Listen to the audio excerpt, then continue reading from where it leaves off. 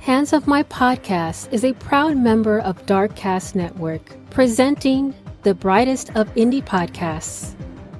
Are you looking for your next true crime podcast? Do you crave stories that have mystery and suspense? Well, look no further. Introducing Love and Murder, the podcast that dives deep into the world of relationships gone horribly wrong. Every week, I take you on a journey through the dark side of love, where passion turns into obsession, family becomes enemies, and romance turns to murder. So why should you listen to Love and Murder? Because this is not just another true crime podcast. We're your partners in crime, your storytellers, and your weekly dose of suspenseful entertainment. So what are you waiting for? Join the LAM community, www.murderandlove.com. That's Love and Murder backwards, murderandlove.com. See you soon. Hola, my beautiful humans. This is Jasmine Castillo, and I bring stories and cases from the people of color community, bringing awareness of murdered and missing Indigenous women, girls, two-spirits, the LGBTQ community, Asian American, Native Hawaiian, Pacific Islander, Black Indigenous people of color. These are their stories. So, welcome to Hands Off My Podcast. Hello, my homekins. Have you heard these names? Natalie Holloway, Gabby Petito, Madeleine McCain, Eden Patz, Brittany Drexel. National news, yes. How about these names? Kai Baines, Zahira Boyd, Teya de la Fuente, Luis and Mariel Encarnacion. Not unless you are a family or friend of the lost loved ones. Not unless you are a podcaster who did their research to bring awareness to these Black and brown Californian youth. Not unless you're an organization like the Black and Missing Foundation. In a groundbreaking move, California is taking a proactive step towards protecting its Black youth with the implementation of the Ebony Alert, legislation on January 1st of 2024. With Black individuals comprising only 13% of the U.S. population, it is shocking to learn that nearly 40% of missing persons in the country are persons of color. According to the Black and Missing Foundation, this new law established an emergency alert system similar to the well-known Silver Alert and Amber Alert, specifically designed to locate missing Black youth between the ages of 12 and 25. For those unfamiliar, the Amber Alert was named in honor of Amber Hagerman, a Texas teenager who tragically fell victim to a kidnapping and murder in 1996. However, the term Ebony used in this new legislation has sparked some controversy that it further perpetuates racial stereotypes. It is important to note, however, that the Amber Alert has been successful in rescuing over 1,100 individuals since its establishment, with the majority of them being white. This stark contrast only highlights the necessity for more targeted alert system for Black youth. It is worth mentioning that California already has the Silver Alert in place to locate missing senior citizens, as well as the Feather Alert system for individuals of all ages in the Indigenous community. The implementation of the Ebony Act is a crucial addition to this existing framework, as it recognizes the unique vulnerabilities faced by Black youth and the need for more specialized approach to finding them. This is not just a legislative act, but a statement of solidarity and support for the Black community. It is a step towards creating a society where all individuals, regardless of race, are given equal attention and protection. Let us hope that our states follow in California's footsteps and prioritize the safety of their Black youth with similar measures. Now, Senator Stephen Bradford, a Democrat representing the California's 35th Senate District, authored and championed the Ebony Alert Legislation Bill 673. The bill was actively supported by the California-Hawaii State Conference of the NAACP and was signed into law on October 8th of 2023 by Governor Gavin Newsom. This officially established the Ebony Alert System. Senator Bradford, who is also the chair of the Select Committee on Boys and Men of Color, advocates for policies that improve the lives of young men of color. As stated in the LA magazine on the new Ebony Alert legislation, quote, Black women, girls, and Black queer youth are perceived as expendable and disposable, so they don't get the same kind of exposure as white missing victims, end quote. It's important to note that while these individuals play key roles, the bill's passage also involved contributions and support from various lawmakers, advocacy groups, and community members. It was a collaborative effort aimed at addressing the critical issue of missing Black children and Black women. Both Ebony Alerts and Amber Alerts are crucial tools for finding missing children, but they differ in several key ways. Both are emergency alert systems that aim to locate missing individuals. They use various communication channels such as TV, radio, mobile phone alerts, and social media to broadcast information about the missing person. Amber Alerts focus on abducted children under the age of 18 who are believed to be in imminent danger, while Ebony Alerts focuses on missing Black children and young people between 12 to 25 years old, including those who may be runaways, victims of trafficking, or at risk due to a disability. The eligibility criteria for each type of alert also differ. Amber Alerts require specific criteria to be met, while Ebony Alerts have a broader eligibility criteria. Additionally, the activation process for these alerts differ as well.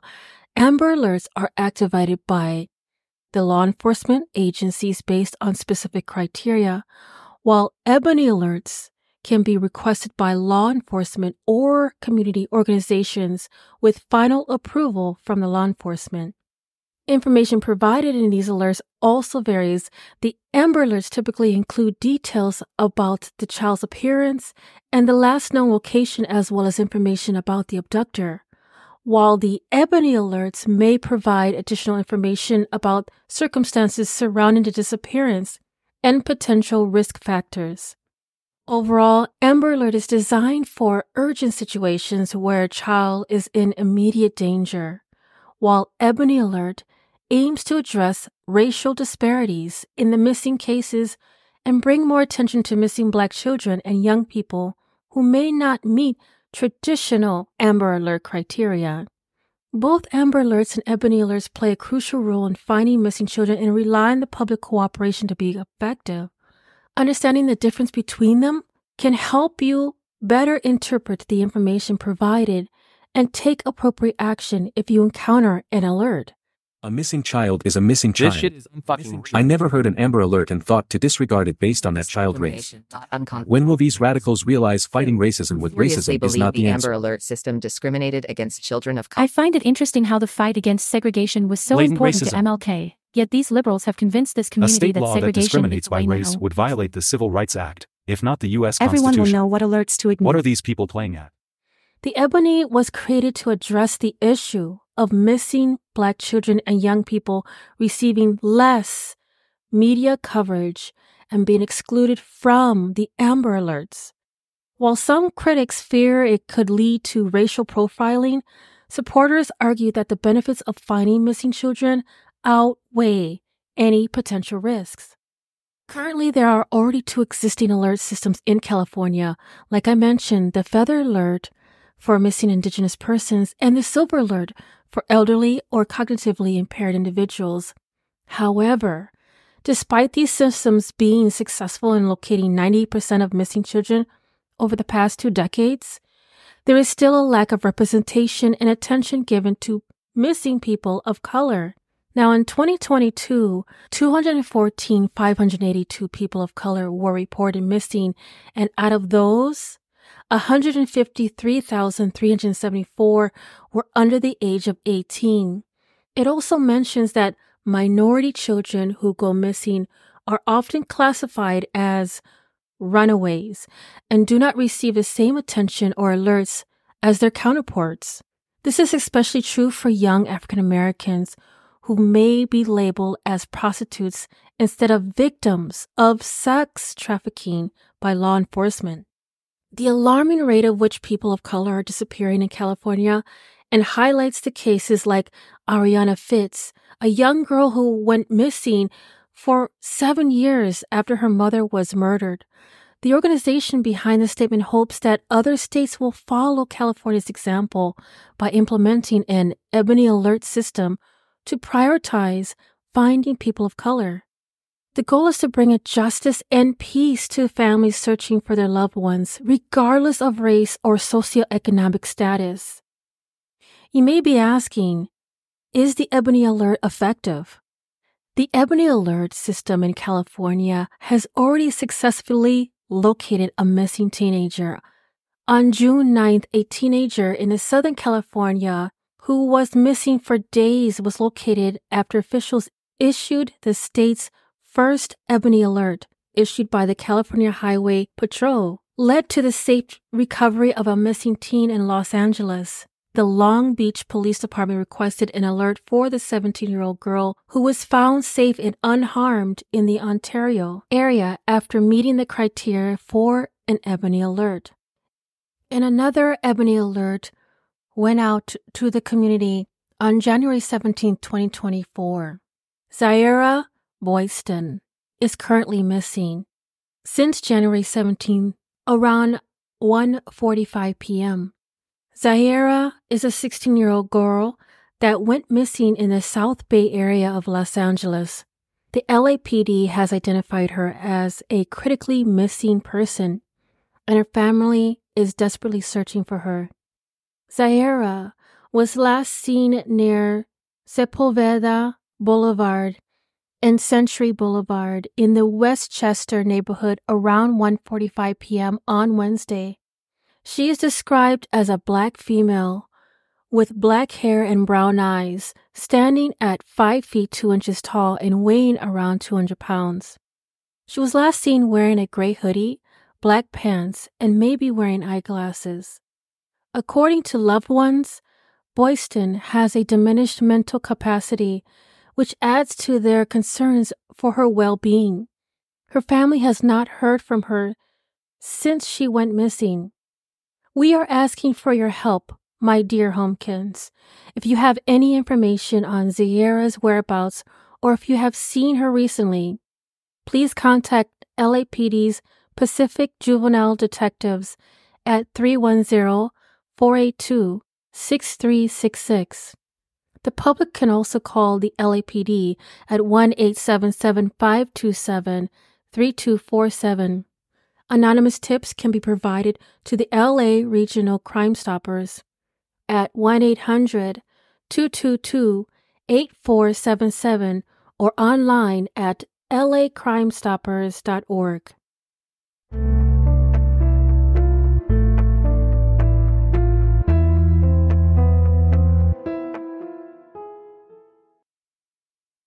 Imagine a world where missing persons are never forgotten.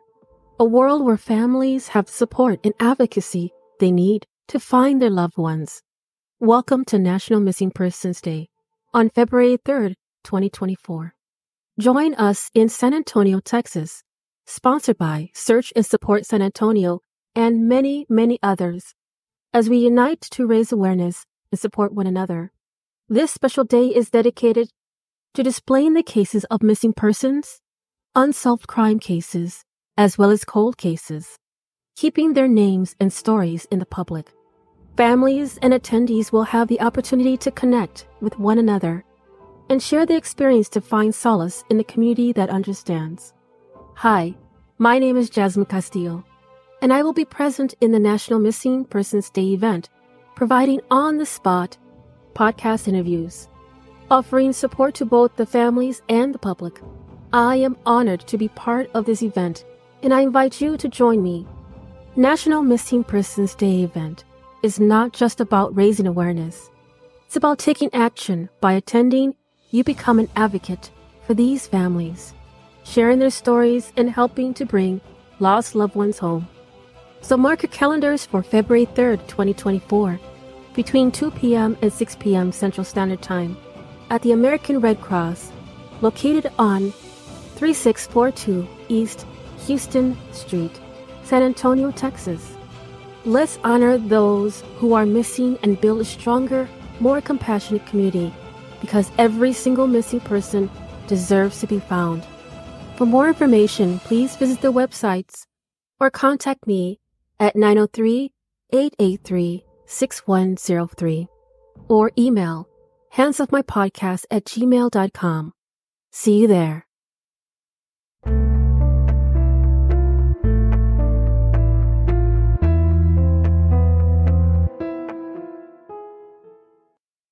Do you know who could have benefited from the Ebony alert? Cajairah Fraise. Her unborn child and her family would have, and many, many, many others. Cajairah was raised in Southern California. She is the youngest of 3 siblings and has a close relationship with her brother and sister. According to her mother, Cara, they have been inseparable since childhood. Cajairah is known as everyone's best friend within the family. Cara described her as a person who is loved by all and is a best friend for each of them.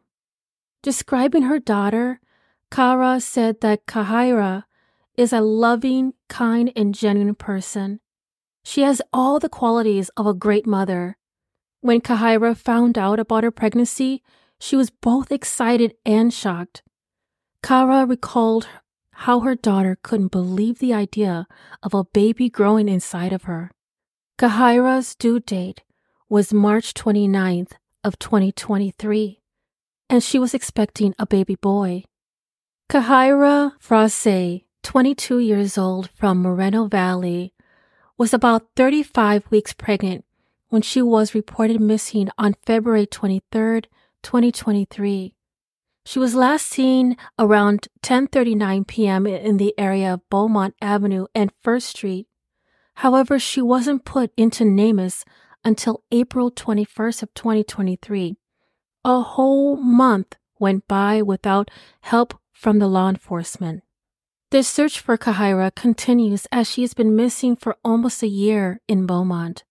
The Beaumont Police Department has classified her as a critical missing person and is reaching out to the public, friends, family, and acquaintances for any helpful information. According to authorities, Cajairah was last seen in a parking lot of Jack in the Box in Beaumont, wearing a black shawl, black hoodie, gray sweatpants, and black slip-on shoes. Samantha Potts, a missing persons advocate with the organization Missing Justice, expressed concern over the circumstances surrounding Cajairah's disappearance. Potts stated, quote, "She just walks off. The family lets her walk off in that condition on the coldest night. That's very alarming. It's very scary. She needs our help. She needs to be found," end quote. Despite extensive efforts from investigators, including aerial and ground searches, monitoring social media, and distributing missing person flyers, Cajairah has yet to be located. Police have also requested surveillance footage and searched through phone records and places she frequented for any leads. According to the surveillance footage, she was spotted behind Beaumont High School, heading south. It was reported that her family was informed of her intended direction, but they were unable to locate her. However, it seems unlikely that she could have gone past the school's tall fence, and she would have found herself in an open field with treacherous terrain, especially in the dark. The area is known to have uneven ground and even a deep ditch, and in the daylight she would have been easily spotted. If she had continued walking south along a dangerous road that leads down the mountain, this road is notorious for accidents and heavy traffic, regardless of the time of day. The location where she went missing is a busy area right off of I-10. To the west is LA and to the east is Palm Springs. It is possible that someone picked her up. In a press release, authorities claimed that Cajairah's family was not cooperative with detectives and pleaded for more information. However, Cajairah's mother, Cara, disputes several facts presented by the police. She stated in a statement to the news channel 3 Cajairah's family cooperated 100% with Beaumont detectives within their ability to do so. The family made a statement in this article that referenced her mental health. It could be perhaps that the law enforcement was asking questions along that line that the family felt was not necessary or inappropriate and didn't answer. Sometimes it's simply a matter of communication between parties. Thankfully, the Doc Ellis Foundation, which helps minority families of the missing, we're working to facilitate a stronger relationship between the family and the law enforcement. The search for Cajairah and her unborn child continues. The authorities are urging anyone with information to come forward. As the investigation continues, the community remains hopeful for her safe return. Anyone who has seen or has any information about Cajairah Fraise's whereabouts is asked to call 911 or the non-emergency line at 951-769-8500.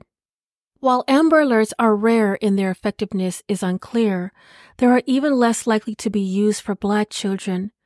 Delays and confusion often occur when trying to issue an Amber Alert, leaving families of missing children frustrated. For example, King Walker, the grandson of Eugene Bynum Jr. King Walker has been missing since 2015 and did not receive an Amber Alert due to not meeting the criteria. In an article from the USA Today, they identified that they had been analyzing an Amber Alerts as part of the project on disparities in handling cases of missing children. During a 6-month period, they followed up with police on every alert issued across the nation to gauge the outcome. They also interviewed families, police, and experts. Amber Alerts are issued for a small percentage of missing children cases in the U.S., with only 254 alerts in 2021, compared to over 337,000 reports. Black children make up a significant portion of both missing child reports and Amber Alerts. However, the effectiveness of these alerts varies by race, with white and Hispanic children benefiting more than Black children. And of course, the experts were not sure why. The potential reason why missing children of color may not receive as much attention or urgency in Amber Alerts compared to white children, the bias and fear may play a role, with news outlets paying less attention to alerts about children of color and delays occurring due to the distrust for law enforcement. Additionally, people receiving the alerts may be more likely to see white children as victims and scroll by images of Black children. The article also mentions that Michigan State Police denied every request for an Amber Alert over a 12-month period, with most requests being classified as runaways or family abductions. The process of requesting and approving Amber Alerts in various states, including Indiana, Wisconsin, Ohio, and Michigan.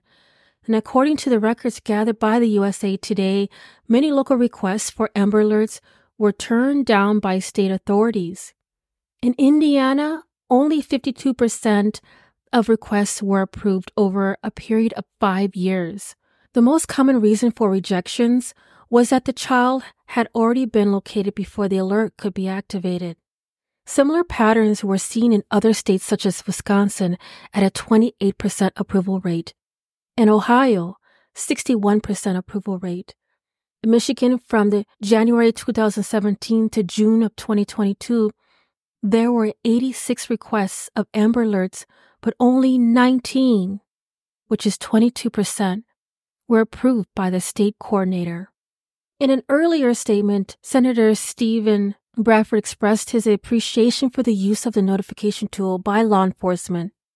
He highlighted the effectiveness of the alert in quickly disseminating information to the public through various channels such as highway signs, cell phone alerts, and social media. Bradford also pointed out the disproportionate rates of which Black children and young women go missing and the lack of attention they receive compared to others who go missing. This was the driving force behind his authorship of the Ebony Alert. He believes that this new law will help alleviate the pain and suffering that families go through when a loved one is missing. So this is what's in the works. There are nearly 500 missing children in Virginia. And not all are covered under the Amber Alert, as we saw with Cody Bigsby. It's been almost 2 years since that 4-year-old disappeared. A House bill was introduced recently in his honor that helps with those who fall through the cracks. 10 on your side's Ashley Knight is live at the memorial for Cody, which will soon be coming down. Ashley? That's right, Tom. Unfortunately, it will be. We'll talk about that in just a moment. But first, when Cody Bigsby went missing, there was no Amber Alert issued, and that angered a lot of people. But what some might not understand is a certain set of requirements must be met in order for an Amber Alert to even be issued. And one Hampton delegate is hoping to fix that. I remember my mother used to tell me back in her time that the entire community looked out for people's children. We kind of lost that in the digital age. Now, Cardoza wants to improve the solution for the digital age. He introduced the Cody Alert bill that would widen the parameters of what's required to report a child missing. The Cody Alert steps in, he says, where the Amber Alert falls short.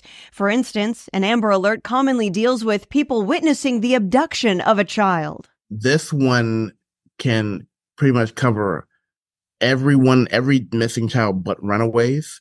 It doesn't necessarily only speak of we've seen someone snatch the child. A Cody Alert would also allow law enforcement to trigger the alert right away, popping up on phones in a 10-mile radius of where the child lives and where they were last seen.